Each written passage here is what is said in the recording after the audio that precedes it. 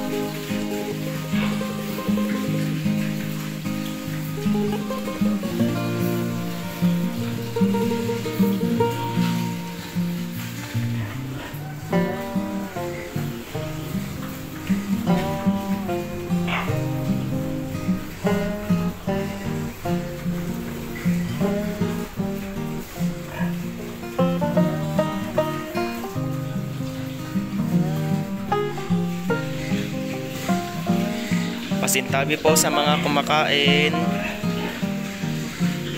kasi hindi ko sila pinaliguan.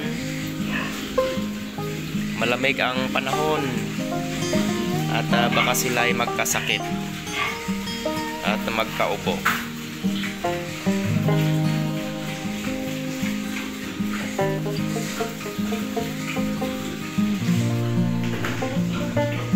Ayan, siguro nakikilo na ang mga ito ng 60 to 70 kilograms. Bali, isang pre-starter at 10 starter and 7 grower ang nakain na nila. So, meron pang 23 na grower bago mabenta. Depende po, baka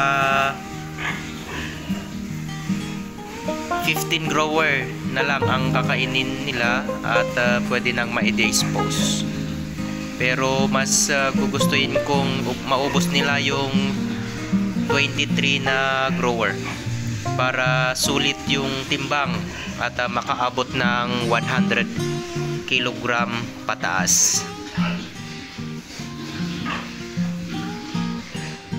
Ayan mga ka-farmers, hanggang dito muna tayo at kung bago pa lamang kayo dito sa aking channel, huwag nyong kalimutang mag-subscribe para ma-update kayo sa susunod na vlog.